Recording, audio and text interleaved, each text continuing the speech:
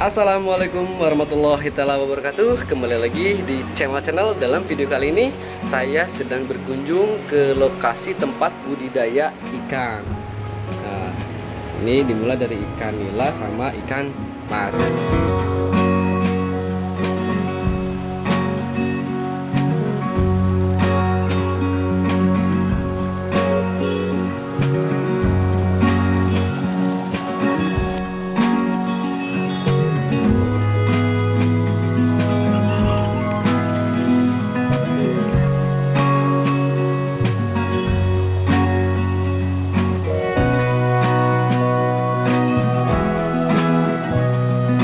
Baik, langsung aja kita tanya-tanya seputar bagaimana sih tips dan trik cara budidaya ikan. Oke, langsung aja kita berkenalan dengan seorang pengusaha yang bergerak di bidang budidaya ikan tersebut. Silakan Kang, perkenalkan namanya. Nama saya Rian, tinggal di Subang, lokasinya di Subang, Cijambe, Desa Gunung Tua. Oh ya, guys, lokasinya itu berada di alamat Jalan Raya Cijambe, Desa Gunung Tua, Kabupaten Subang. Tepatnya kalau patokannya dekat apa ini, Pak? Kang? Itu ada walet paling tinggi ya. Oh, paling tinggi, walet di sebelah Masuk aja.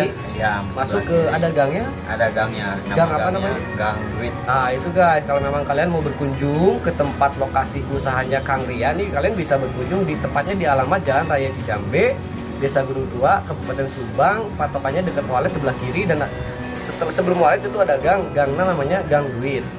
Oke, sejak kapan Kang Rian ini memulai usaha budidaya ikan tersebut? Dari tahun 2015.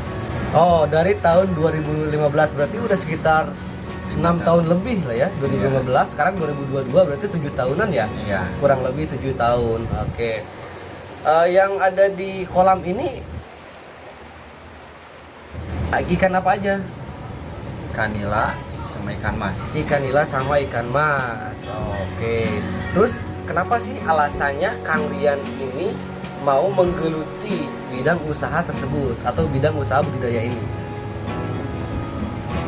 Ya, Alasannya belajar, apa? Ya, belajar. Pertama saya belajar. Oke, belajar ya. Keduanya mencari uang. Oh, keduanya mencari uang. Karena kita kerja simpati sama uang ya, betul. Iya. Sepakat, Pak. Sepakat. Nah, terus ini selama ini biasanya Kang Rian ini ternak berapa kilo atau berapa ton dalam sekian sekian kolam ini?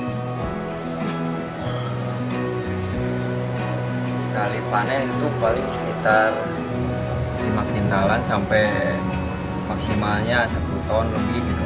Oh, sekali panen itu 5 kintal, maksimal 1 ton. 1 ton lebih. Iya. Itu ikan nila aja atau sama ikan mas? Ikan nila, ikan mas. Ikan nila sama ikan mas. Itu estimasi waktunya dimulai dari proses bibit sampai ke panen itu berapa lama? 4 bulanan. Oh, 4 bulan. Ya. Dimulai dari proses pembibitan sampai ke proses panen itu estimasi waktunya sekitar 4 bulan ya. Oke, terus ada keluhan atau kendala atau yang memang menjadi hambatan seputar menjalankan bisnis ini apa aja? Kalau kendala sih banyak ya.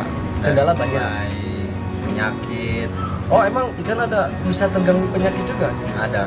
Oh. Penyakit terus lagi. Paling penyakit aja sih ya. Oh, penyakit aja. Kendalanya. Kalau ini penyakit tersebut bisa diobati dengan pur atau kasih obat biasa ditabur atau gimana? Obatnya sih ada, mulai dari serbuk, Oh, obat dari serbuk. cairan. Bisa mengetahui si ikan tersebut berpenyakit itu dari mana dilihatnya?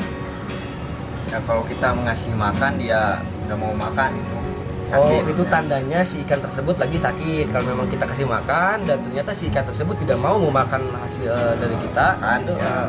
pakan, Kan? ya berarti tandanya sakit ya. Ya.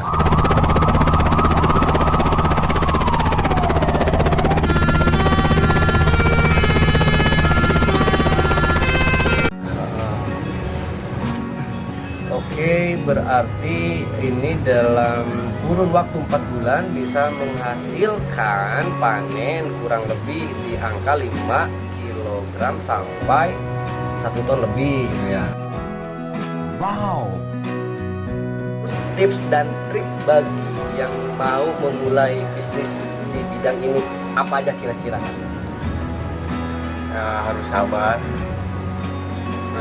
ya. Sabar pertama, oke. Yang kedua,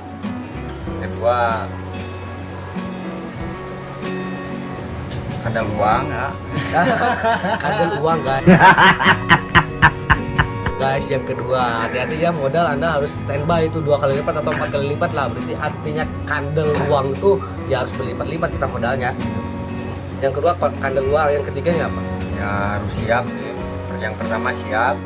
Siap. Yang kedua sabar. Mudah. Yang pertama siap, yang kedua sabar, yang ketiga harus tebal uang ya. Ketika ikan tidak mau makan itu tandanya ikan tersebut sedang sakit. Nah, tindakan apa yang perlu kita lakukan? Nah, Kang Rian, ini dimulai dari tadi kan kita sempat berbicara harus tebal uang atau tebal modal. Nah, ngomong-ngomong by the way, ini Kang Rian ini mengeluarkan modal dari awal tuh sebesar berapa? Mahalnya sih di pakan ya. Oh, mahalnya di pakan. Ikan ya. Pakan ikan. Kan per karungnya berapa lah, 500, nggak tahu berapa. Kalau ikan sih lumayan. Kalau satu lokal itu harus pegang uang sekitar Satu lokal tuh apa, Pak? satu Kolam. ini satu kolam. Satu kolam. Oh, satu lokal tuh satu kolam ya. Dari satu lokal itu bisa muat berapa kintal ikan? Ya kalau kita modalnya 30 sih lumayan, itu buat sekintal setengah. Modalnya 30 Iya, juta.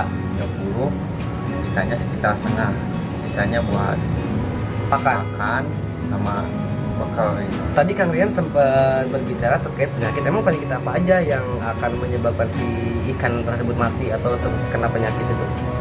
Pertama sih dari air ya. Oh, dari air. Iya. Artinya airnya harus airnya harus bening sama bening. Iya. Dan itu dipastikan jangan air pompa. kalau air pompa sih nggak apa-apa, cuma kalau ada oli gitu kan. Kalau kan ini ngambil airnya di walungan gitu lah. Oh, di sungai gitu ya. Sungai, ya. Kan pasti ada bekas inilah minyak. Bekas minyak, sampah atau yang lainnya. Itu artinya Itu. tidak steril ya. Iya. Tidak steril yang akan menyebabkan terjadinya penyakit kepada si ikan. Oh iya. Itu ya awal-awal terjadinya penyakit berarti dari apa namanya? Dari air. Dari air. Terus apa lagi? Ya, Selain itu. banyak sih. Pertama air keruh, airnya kecampur ini limbah apa. Yang kalau ngobatinya pakai koneng Eh, ya. Ini pakai kuning. pakai kuning. Direnos. Direndos sama daun bandara. Daun bandara. Koneng, daun bandara disatuin lalu diulek. Terus banjur sama air panas. Oh, lalu sama, dituangkan sama air panas lalu sama tabur. itu, sama pakan. bukan bilang badan. Oh, Ya, garam besar. garam badak, garam Garam besar badak, ya. ya. Oke. Koneng, ketika memang si ikan terjerat penyakit, tindakan yang Kang Rian biasa lakukan itu mencari kunyit ya, mencari kunyit, lalu pete Cina, setelah pete Cina, lalu garam besar. Nah, dari ketiga bahan tersebut itu disatukan, diulek menjadi satu, lalu dicampur air. Setelah jadi, lalu ditaburkan ke masing-masing lokal atau ke masing-masing kolam.